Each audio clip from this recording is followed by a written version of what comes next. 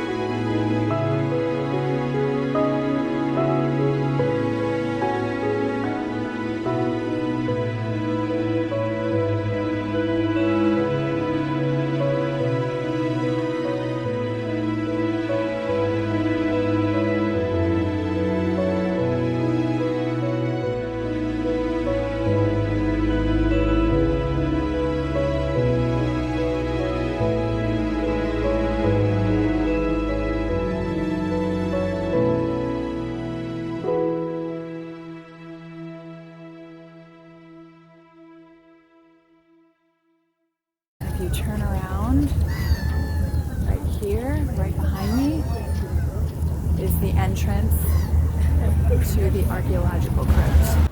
So we hope you enjoyed the video today. It was a brief one, but hopefully a good one.